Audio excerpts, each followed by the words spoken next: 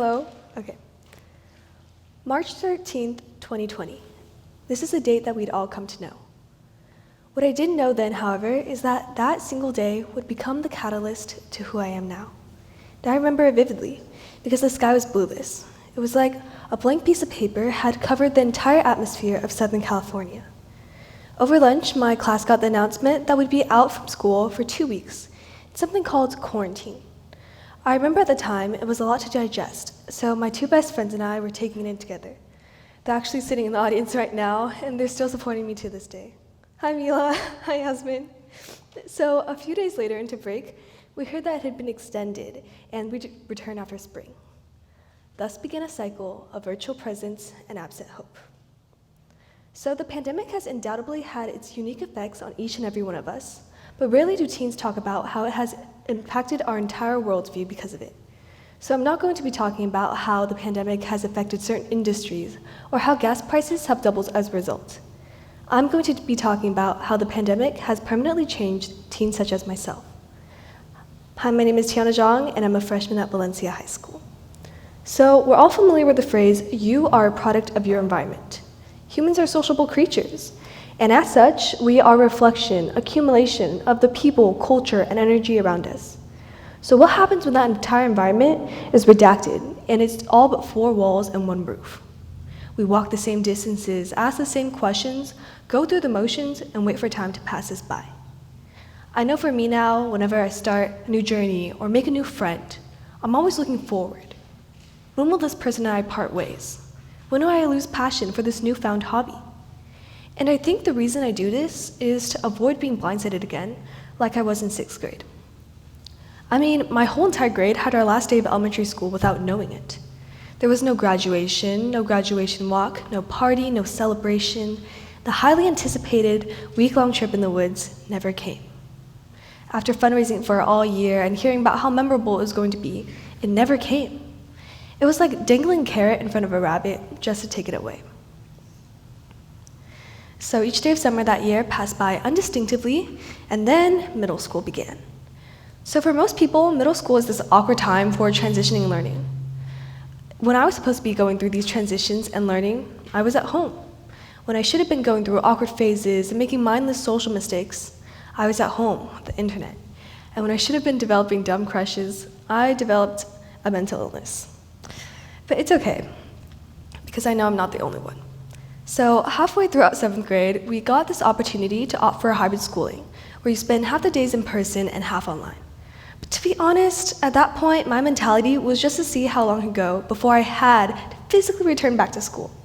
And so that year, I didn't. I mean, it's not like I would get this opportunity to try and be homeschooled ever again. So a few weeks later, in my hybrid schooling, sorry, give me a second. So it's not like I would get this opportunity to be homeschooled ever again. So I didn't go to school at all in 7th grade, in person at least. Now I can say I only went to middle school for 1 year, because 6th was online and in person, and 7th in elementary, right? Because 6th is an elementary school and 7th is all in middle school, but it was online, and so 8th was my only year in person. And maybe some of you wouldn't be surprised to hear that it didn't feel real. It didn't feel authentic. I mean, I could easily see myself in my 80s trying to recall middle school and not conclude a single event. The year came and went, new people came and went, and middle school graduation came and went. So now I'm telling myself I have 1 summer until high school. I mean, up till last year, I could still write 2019 as a date rather than 2022. When some adult asked me what grade I'm in, I could still vividly remembering myself in 3rd grade answering, 3rd grade, with so much passion and enthusiasm. So each morning began with the mantra of, I'm going to 9th grade. And then 9th grade began. Everyone I knew hit the ground running. We were all trying to make up for lost time in quarantine, because back then there was this lack of creative outlets that isn't so present now. Naturally, we tried to take advantage of as many of these clubs and opportunities as possible, and naturally, we burnt out from trying to take on too much too soon. To quote Billy Joe, slow down, you're doing fine, and you're gonna kick off before you're even halfway through. It was this accumulation of sports on top of academics with other commitments and out-of-school commitments as well. It was a lot, and it's a direct result of my grade and class not being able to have these same opportunities in the past few school years. To demonstrate the time, in these past few years, America has got a new president. England has seated a new ruler. Not to mention, I've gone through a full entire cycle of braces. See? But I've also had my own takeaways from quarantine. For one, I found this unexpected comfort in solitary confinement. Before, the walls of my room felt like they were closing in on me. It felt like a safe haven. Before being nowhere but my house for an entire year, it felt like a chance to breathe. And before 2 weeks of online school escalated to roughly 2 years, it was relaxing. I'm not saying this whole stress transaction was needed, I'm just saying the time off of school was needed. It was in that time I learned to enjoy my own company. It was in that time I realized that education policy was important to me and that writing cleared my mind. It was in the same time that something my 5th grade teacher often repeated to my class began to resonate. And she said, "Only boring people get bored."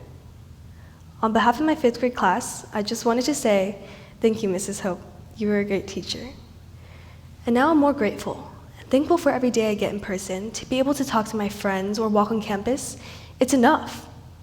I think to have a meaningful time structure in our lives is so easily overlooked by all of us, and I urge everyone listening to me now to think about the simple fact that we are able to live our lives the way that we have planned, up to a certain degree. And although we don't know the long-term effects of the pandemic yet, and there are many yet to come and for us to study, I have found my solution in gratitude. Gratitude is the true key to happiness, and a little thanks can go a long way. My name is Tiana Zhang, and thank you for listening to me talk tonight.